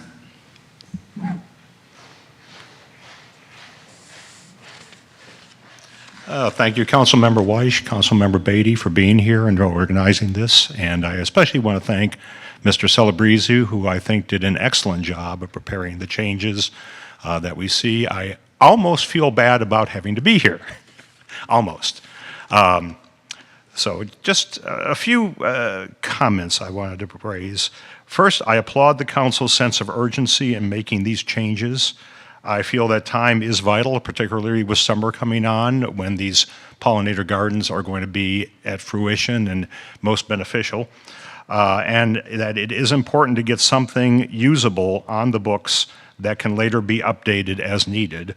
It may not satisfy all of us in that first round, but it will serve as a foundation that we can build upon over time. There are just a few places where this foundation is potentially weaker than it should be and needs patched up a bit before this first version is put into the books. The first problem that I see, and great minds think alike, is pokeberry, which remains on the city's list of noxious weeds. Now, I have a bachelor's degree in zoology from The Ohio State University, and I was assisted on this by my son, who has a bachelor's degree in biology and biological engineering from Case Western and a law degree from Yale. I ask that the council take this opportunity to remove pokeberry from the list of noxious weeds prior to voting on, or as a part of voting on, this proposed amendment. Pokeberry is a native Ohio herb species that was used by Native Americans and early Ohio settlers as a source of food and also as a dye. It has historical significance. In addition, ornithologists have determined that the fall and winter pokeberries are a vital source of protein for robins and cardinals. In wintertime, pokeberries are like steak for them. In the absence of pokeberries, cardinals and robins consume large quantities of seeds, which are rich in fats but low in protein. As a result, they build fat instead of muscle. Their muscles tire prematurely, and they fail to complete their migrations or to survive the winter. Basically, instead of looking like Arnold Schwarzenegger as they leave for their migration, they look like John Goodman. The loss of pokeberry stands due to the draining of Ohio's wetlands has become a major part of the habitat loss impacting Ohio's robins and cardinal populations. Pokeweed and pokeberry should be removed from the noxious weed list immediately and encouraged as a beneficial and historically significant Ohio plant species. My second concern is that the language in these proposal changes is going to be interpreted differently by the Franklin County Code Enforcement than by the City of Columbus Code Enforcement. Contained within the proposed subsection F are the words, well-maintained. In Franklin County Code Enforcement, the term well-maintained refers to plants that are evenly spaced and not to exceed 12 inches in height. This conflicts with the spirit of these proposed changes. As an example, Mayor Ginther's Mayor's Monarch Pledge Conservation Program requires including the kinds of plants that monarch butterflies require, especially common milkweed, a plant that grows to a height of 60 inches and is essential for monarch reproduction and survival. The term well-maintained should be revised to something more specific and demonstrative of the spirit and intent of these changes. In other words, state what is allowed, but don't digress into vague or subjective terms of what is prohibited, which could be exploited by the Franklin County Environmental Court in a way that would override the value of these changes. A second concern is that within Section 1 are the words, "that does not create a health hazard." And I heard somebody else mention about that. Again, Franklin County Code Enforcement, and thank you, my son, for helping with this. Again, Franklin County Code Enforcement has a very different interpretation to what constitutes a health hazard. I have been told by Franklin County code enforcement officers that any plants growing over 12 inches tall are considered habitat for vermin such as rodents and raccoons, as well as for insect vermin that can sting or bite. Franklin County code enforcement has even told me that they consider bees, the little guys we have right there on our screen, to be insect vermin because of their ability to sting, and that any garden that attracts bees falls under their interpretation of the term health hazard. I'm confident that Franklin County code enforcement would seize upon the term health hazard in order to prohibit virtually all of the plants that we are attempting to allow with these proposed changes. The term health hazard should be replaced by something more specific that outlines what is permitted and does not expose these changes to Franklin County Environmental Court's very broad interpretation of what is not permitted. Because Franklin County code enforcement operates within the boundaries of the City of Columbus, I fear that Franklin County code enforcement would ignore the spirit of these changes in order to exploit portions of this proposal's language so as to prohibit the very plants and gardens that these proposed changes are designed to allow. I ask that you please revise the language so as to ensure that what is not permitted is better defined with specific details and is not open to Franklin County Court's own interpretations of what constitutes well-maintained and health hazards within a garden. I also ask that at some point we should probably take a look at the weaponization of the city's complaint line, and that the complaint line is often, in my own personal experience, being used to attack neighbors that people in the neighborhood just don't seem to think fit in, whether it's by race or by religion, as was my case, or by their sense of aesthetics. And we should be doing something to address this. I have one neighbor who has filed 64 complaints against me since she found out I was Jewish. Oh, I'm willing to take questions. Thank you for being here and for your advocacy. Deputy Director, do you want to touch on these now, or? I'll just touch on a couple of things. One, while the Franklin County Environmental Court is where code cases ultimately go if someone does not comply, they are using the city code. They are enforcing the city code, not a county code. Also, there is no Franklin County code enforcement that works within the city of Columbus. They wouldn't have authority because they're a county. They'd be a county under county jurisdiction, which would fall under townships. Within the city of Columbus, the only authority is BZS's code enforcement, which is who Kyle works for. So, I remember, you and I exchanged some comments and some emails over this after the last one. So I still don't understand what type of comments you were getting at the court, but they're enforcing the Columbus City Code. And so, so it's not going to be a Franklin County code officer because I don't think that they actually have a code enforcement group. The only code officers that you would encounter with where you live is going to be City of Columbus. Is going to be from my department. And, getting to court means that there's generally is a long string of time and interaction on the front end trying to come to some sort of agreement on compliance. I try desperately to stay out of court. It's expensive and it's drawn out and it's a pain in the butt for us and for you as a constituent. So I understand what you're saying with regards to heights and other pieces of the code, but as the young lady pointed out, each section of this code is there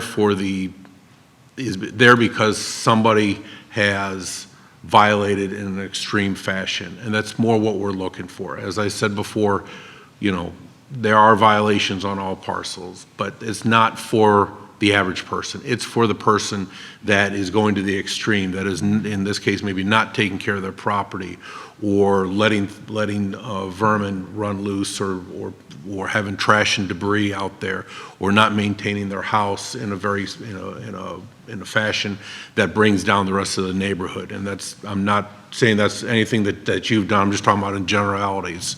And so, that's why we've got to put these things in there. Otherwise, I don't have a code that we can enforce and take care of the exceptional poor properties on different streets. So Very appreciative of that action. I really do appreciate the idea that we're going to have something in the code to support pollinator gardens. I would add that in my case, the complaint that was made was that my front yard was attracting bees. There was one conversation with the enforcement officer. Again, he didn't identify himself. He said he was not required to. But he said unless I took immediate action to keep the bees out of the yard, then he was going to have to take action. And when I told him that bringing bees into the yard was the whole purpose of this garden, 2 weeks later I had a court date. And when I had the court date, when I spoke with Mr. Clark said specifically they do not use Columbus City codes. He said, we use the international standard. We do not follow or use Columbus City codes. And that was apparently backed up by Judge Mingo as well. Well, that's inaccurate. And I don't know, there's maybe misunderstanding on what the original question was on his part. Maybe you didn't hear him. I'm not trying to accuse you of anything. I'm just saying some, loss in translation is all I can figure out, because bees are all going to be in every yard, whether you have pollinators or not. Also, we don't work that fast, and neither does the court. Quite frankly, and all of our code officers wear shirts and coats and have identifying marks basically on their shirts and their clothing, so that they are well identified, and they drive a little white car that screams code enforcement on the side of it too. So I don't know, what the timeline of things, because literally 2 weeks. Is there a separate court for City of Columbus code enforcement, so it all falls under Judge Mingo? Yeah, I wasn't there when the officer came out to the property, but I did meet with the officer along with Mr. Clark, and the officer was wearing a gray shirt, but there was no badge, no identity. And when the person that was with me asked him if he could identify himself, he said, I'm not required to do that. But, I couldn't tell you who that yeah. is. All of my folks, if they're not in standard gear, will get written up. And they know I'll do it. Do I have a recourse if this continues to be a problem? Because Mr. Clark stressed to me, he said, we do not identify species, we do not use species, we are not botanists, we go by the aesthetics of what we see. And if we see a lot of bees coming in, that's an automatic violation because you're encouraging vermin species into your yard. Hi, I'm Kyle, work for Tony at Code Enforcement. But yeah, so I do have a decent experience down there at court. I don't know if who you talked to was city staff or if it was like an environmental specialist that worked for the court itself. Mr. Clark identified himself as the attorney for the court. Right, so he worked for the city attorney's office. He represents code enforcement and the legal matters down there. As far as attracting bees and species, we do pay attention to species. We have to reference the noxious weed list that the Ohio Department of Agriculture has out. We do have additional species that are on the list. I've heard of pokeberry multiple times noted, we do need to know. And if we don't know something, we do have time to go back, do our research, speak to people who do know better. We're lucky at Code Enforcement to have a lot of people with environmental backgrounds, with biology backgrounds. So if a particular code officer goes out there we don't want them making a judgment call to say, no, that's not allowed. We want them to be able to go back, document it with photographs and whatnot to determine if it is actually a noxious weed or not. So it just doesn't, I don't know what was said, and I know that there's a lot said out in the hallways, there's a lot said in the We had a little private meeting room before you go into the court, because they wanted me to say, well, you're just going to rip everything out. If you go in front of Judge Mingo and say you're going to rip this whole pollinator garden out, you're not going to encourage bees into your yard anymore, she'll be very tolerant of that. The plants in question in my case were passion fruit and common milkweed. Yeah, if I do get another one of these notices of another court date, what should I do? Should I contact one of the two of you? Okay. If you get a violation, because you're not going to get a court date unless you're still in court. I don't know that. I didn't do research on your particular parcel to see. But if when you were with Mr. Clark and Judge Mingo, did she accept what you were going to do? She accepted that I would remove all the passion fruit and the milkweed from the yard, restore the yard to grass, and that a code enforcement officer would make periodic visits to my house this year to ensure that I was in compliance with that. Typically they would do one follow-up reinspection to see if you complied, and then they would close the case out and go on to their other 100 cases that they've got. If you get another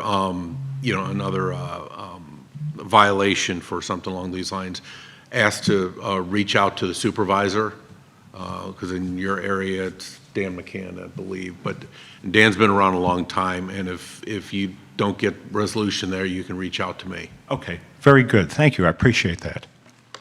And thank you again for your advocacy and for being here today to speak on this legislation. So appreciate you. And last but certainly not least, for those who've signed up, we have Craig Toothman, the Executive Director of Franklin County Pollinator Pathways. Craig, thank you for being here and for advocating as always.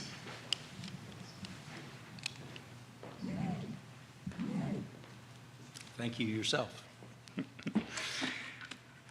My name is Craig Toothman. I'm a Columbus resident. I'm currently the president of the Franklin County Pollinator Pathway, whose mission is to create and restore connected corridors of native plant habitat for pollinators throughout Franklin County. I'm very pleased to have this opportunity to speak with you today on behalf of Franklin County Pollinator Pathway. As you know, we're here to comment today on a proposal released on May 16th, which is when I think Chelsea sent it out. So I'm not familiar with some of the comments that you were alluding to earlier, but to amend Municipal Code Standard 70903 relative to noxious weeds. I'm pleased to say that the Board of Directors of Franklin County Pollinator Pathway has reviewed this current proposal and finds it to be a very positive improvement over the existing code. We feel that the proposal provides both residential and business property owners within the city the opportunity to embrace more ecologically sound landscaping practices and to create much needed additional habitat for our native pollinators. The proposal language provides what we felt were good guidelines for citizens and the flexibility and ease of interpretation required for our enforcement personnel. We believe these code changes will help to support the Columbus Climate Action Plan, the Urban Forestry Master Plan, and other important initiatives throughout the city, and reduce the incidence of complaints associated with the current noxious weed code. I would like to bring to your attention the fact that prior violations have at least been partially based upon Code 707.03, standards relative to solid waste, and Code 713.03, standards relative to rodents, insects, and vermin. We sincerely hope that these standards will be examined and hopefully updated in the near future as well, just as you have done here on 709. We would like to express our deep appreciation to Councilmember Wyche and his staff, and also to Deputy Director Celebrezzi and his staff for taking the time to explore this important conservation issue and to position the City of Columbus in a leadership role for our neighboring municipalities here in Central Ohio, who are beginning to grapple with these very same zoning issues. So thank you very much for that. I would like to separately take a very brief moment and speak on behalf of just myself as a Columbus resident. I believe I'm in District 3. These comments are not associated with Franklin County Pollinator Pathway, just me. In reading the proposal that was circulated on May 16th, there are some subtleties, maybe would be a good word, that are not addressed there that I think with some minor word editing could be made substantially more clear without changing the overall document in any way. This is, as you mentioned earlier, a cultural change issue. This isn't a science issue or a legal issue, it's a cultural issue. I like to use the term naturalized for gardens in preference to native plants, because naturalized speaks to the appearance of them, and this is usually an appearance problem. A complaint-driven issue like noxious weeds, people don't file those complaints, in my opinion, due to the species involved or even the heights, colors, et cetera. They do it because of the way it looks. They feel it looks trashy, it looks neglected, maybe they think it's a health hazard, maybe it's dangerous, who knows. So by making some of these minor word edits, which I provided this morning to your office, I think it brings up issues regarding appearances, such as dead stems, dried seed heads, and fallen leaves, which are not spoken to directly in the proposal. It takes the opportunity to introduce the issue of invasive plant species. Why not put that in? Removes what we feel, ironically, is the excessive specificity in, I could find what line it's on, but requiring plants where you say native to Ohio. The issue of native anything, as David and other people have mentioned, I mean, there's literally dozens of definitions of what's native. And when you specify plants that are supposed to be native to Ohio, you're really getting down to a horticultural level that, I mean, I don't know who you could even find to make those kind of determinations. It complicates the issue of cultivars, nativars, hybrids, even non-native ornamentals. So ironically, I think it actually kind of overdoes a good thing in an effort to specify it. I think it'd be better left a lot more vague. And then finally, I brought up a reference to using a science-based, dependable noxious weed reference. There's a lot of confusion in the existing proposal toward the end when it references the plant list that you have at the top of the code. That seems very arbitrary based on what, when were those plants selected. The Ohio Department of Agriculture has its list. Here's ODOT's list, updated March 23rd, has pictures, everything, blah, blah, blah. I think by making a specific reference within the code standard to what you're basing your noxious weed list on would be good for both citizens and enforcement personnel.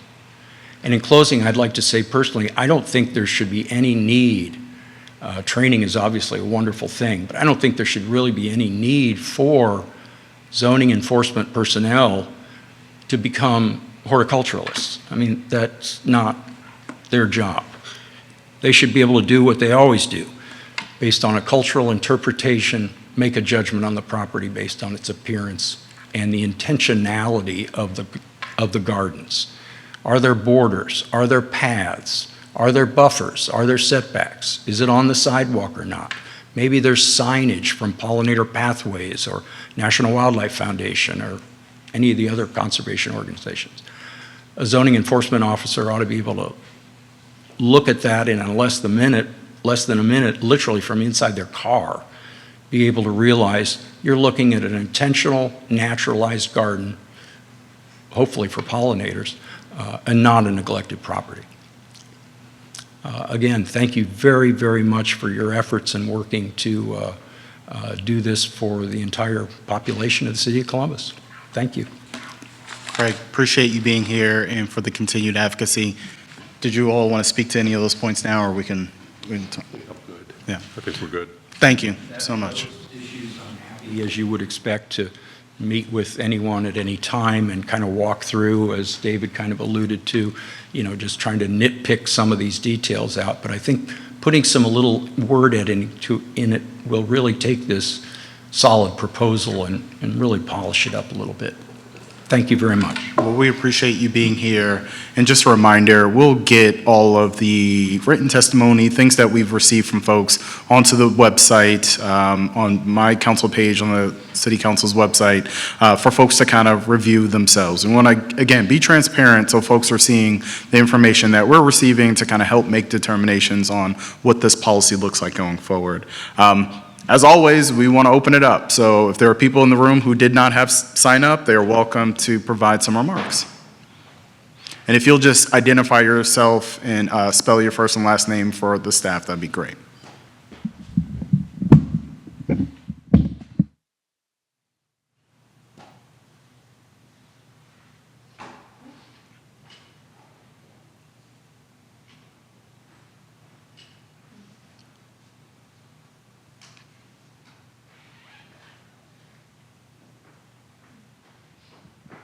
Boop, boop, boop. Can you hear me? Okay, cool. Good afternoon, and thank you for giving me the opportunity to speak on something I'm so passionate about. And I want to thank Alexis for bringing this to my attention because, yes, I am so glad to see so many people advocating for native pollinators. My name is Alyssa Wunderlich, and you spell that ALYSSAWUNDERLICH. And I'd like to speak today not only as an avid organic gardener and environmentalist, but also as a homeowner on the east side of town, and also from my professional perspective with my several years of experience working as a hydraulic designer and sustainable planner with a degree in civil and environmental engineering from The Ohio State University. So this multifaceted perspective informs my conviction that our city must prioritize the expansion of native wildflower pollinator gardens and decisively reject the normalization and centering of traditional non-native turf grass lawns at all cost, which is an outdated practice that is environmentally destructive and frankly unsustainable. So I wrote this prior to hearing the updates, so I might need to make a few modifications. But first of all, I just want to say how encouraging it is to see native wildflower gardens being codified. This is a huge step in a positive direction. And I really want to thank everyone who spoke at the last hearing, encouraging the removal of the 50% restriction and the 30-inch buffer, which I agreed were also pretty arbitrary. So as Ken and others brought up, I'd like to echo the verbiage of well-maintained being incredibly subjective and, in fact, contradictory to the very purpose of wildflowers. We're trying to rewild the land, that's the point. Nature thrived here for millennia under indigenous stewardship, and that was before colonization popularized the construct of monoculture lawns as we know them today, which is an ecological disaster we've come to accept as the norm. Turfgrass is not native. Maintenance of traditional lawns relies heavily on the use of herbicides, pesticides, chemicals of which are often known carcinogens and pollute our air, soil, and waterways, posing major health concerns for kids, pets, the elderly, wildlife, and those with chronic health conditions or chemical sensitivities, such as myself. From a hydraulic and ecological perspective, it's important to note that landscape choices significantly influence water management, soil health, and stormwater runoff. Native wildflower gardens, with their deep-rooted plants, improve soil permeability, promote on-site filtration of harmful chemicals, The use of native plants as phytoremediation cleans the air, water, and soil by providing natural filtration of pollutants such as ozone, nitrogen, sulfur oxide, particulate matter, heavy metals, harmful pathogens, volatile organic compounds, and carbon dioxide, and sequester them in the root systems for beneficial bacteria to break down so that these don't end up in our water supply. The deep roots of native plants also greatly reduce the runoff and promote water retention in soil, which may otherwise lead to flooding and overwhelming of the city's combined storm sewer networks, as we see happening constantly these days with shallow-rooted turf grass. Native plants also require far less irrigation and little to no chemical inputs compared to manicured lawns, aligning with sustainable urban water management principles.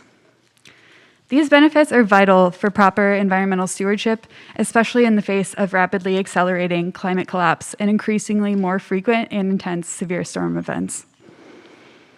Ecologically, as others have displayed, native wildflower gardens invite an incredible array of local pollinator species such as bees, butterflies, and other insects that are crucial for ecosystem health and local food production. Not to mention pollinators like birds, bats, and other critters that eat pests like ticks, aphids, and mosquitoes, and promote a thriving biodiverse ecosystem, as opposed to the food deserts that result from traditional lawns. And I just want to clarify, the addition that was made, is that now allowing dormant seed heads to remain over the winter? Yes. Okay, great. All right. Very crucial habitat, as others have mentioned. And I also want to go to bat for pokeweed. Very, very important plant. Some things that I haven't heard mentioned about it: it has antiviral and anti-inflammatory properties. It stimulates the immune system and lymphatic system. It treats skin conditions and has been shown to inhibit cancer cell growth in lab settings. So it's a medicinal if you use it the right way. And something else I haven't heard anyone mention is mullein. Also has a lot of medicinal properties when properly harvested and utilized. It's been used historically for centuries for respiratory issues, cramping, headaches, pain and inflammation, insomnia, and so much more. Recognizing these plants' value can foster a greater appreciation and understanding of plants, often dismissed as weeds, and promote their inclusion in community landscapes as living medicine, a crucial resource in the face of the abysmal trajectory of our declining healthcare and the increasing escalation of present and future pandemics. We need herbal remedies now more than ever.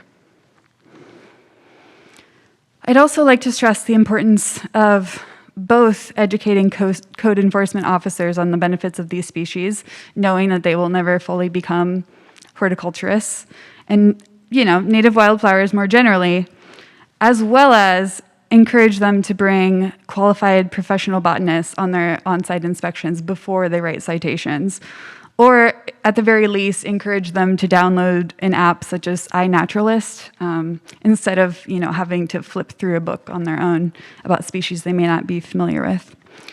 A lot of code officers lack the ability to properly identify certain species on their own, and they're ignorant to the benefits to the environment, which the future of life on Earth depend on in the face of rapidly accelerating climate collapse. I'd also highly like to encourage establishing some sort of protection for folks who are leaning into rewilding, in addition to signage, maybe the ability to register it as a protected zone, as I heard someone mention in the last hearing. So in conclusion, the scientific, environmental, and public health evidence clearly demonstrates that expanding native wildflower pollinator gardens as much as possible is essential for creating healthier, safer, and more resilient planet. Conversely, maintaining the normalization of turfgrass lawns, heavily treated with chemicals, poses an ongoing risk to children, pets, vulnerable residents, and local wildlife. I urge the council to expand these policies, as you have, that promote and prioritize native planting and pollinator habitats. Doing so will protect public health, support biodiversity, and demonstrate proper environmental responsibility. Thank you for your time, your commitment to our community's future, and your consideration for these vital ecological concerns. Thank you for being here and for your advocacy as well. And yes, it's fourth time that someone has mentioned pokeberry. I will also say I went to a more natural section of my backyard where I have a lot of cardinals and a lot of robins that fly through. Guess what? I got pokeberry growing back there too. So please, neighbors, don't call code violation on me as we kind of work through this. But appreciate your advocacy. We're having more conversations about what that looks like. It's challenging though, right? And so we have to start somewhere where I think we can get the most bang for our buck and then figure out what we do going forward as we shift this culture and get folks to understand the importance of doing this on their property and the benefits that we all receive from having our pollinators have habitats that are built for their survival. So appreciate everyone being here. Was there anyone else who did not sign up but wanted to speak in the room? You can give one final comment. I know that up here.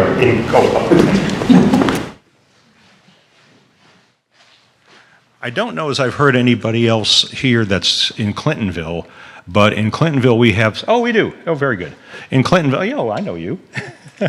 In Clintonville, we have something called Project Blueprint, which is trying desperately to salvage Clintonville's antiquated sewer system and save the city $260 million, I think was the estimate, to replace it. And they're placing bump outs and rain gardens because these are deep-rooted plants that can absorb a lot of rainwater. These plants that they're planting are exactly the same plants that we're talking about here. So we've already got an advocacy group within the city of Columbus deliberately forcing homeowners to accept these plants into their yards because they're vital to saving cities' infrastructure. So I think that might also be a way to branch out forward within, at least within the city, is by saying we are already advocating this because it helps us on a infrastructure level to be preventing all of this rainwater from going into our sewers, whether it's the antiquated one in Clintonville or the updated one in Whitehall. It's still going to help reduce rainwater runoff, and that ultimately is going to save the city a lot of money. Yeah, no, appreciate that. And as chair of public utilities, I see the dollars we're spending constantly to kind of manage stormwater runoff. We talk about things differently just to get folks on board. But yes, that is like a key aspect of this and why turf grass is, I was going to swear, but we're in a hearing, but why turf grass is bad and why we need to shift this culture. But appreciate you putting that on the record. Of course. And all turf grass, I'll point out, is non-native. It all came from Asia, the steppes of Ukraine and Russia, and none of it was ever biologically designed to be here. Appreciate you for being here and again for your advocacy. If folks who are watching this want to provide feedback, we will still take it. You can reach out to my aide, Chelsea Gulterman, at CLGOLTERMAN at columbus.gov. She's got a long last name, and I messed it up last time, so we're going to keep it correct this time. We'll continue to take that feedback prior to this legislation come before council. If there are substantial changes in which we want to bring this forward at the next hearing, we'll do so, but we shall see. And so, you know, you can read the testimony that we've already received. You can also watch the video. Again, if there are folks who, you know, have an interest in pollinator gardens but could not be here today, please encourage them to check it out on the YouTube page so they can follow along and provide their commentary as well. But I want to thank everyone for joining us this evening. My office will be in touch if we have any follow-up questions for those that testified. And I want to, you got? When you're done, I have questions. Okay. I hope everyone has a great evening, and thank you again for your advocacy to help make this the best policy possible so that we can do our part as a city and a community and as individual residents to support our environment around us. So thank you.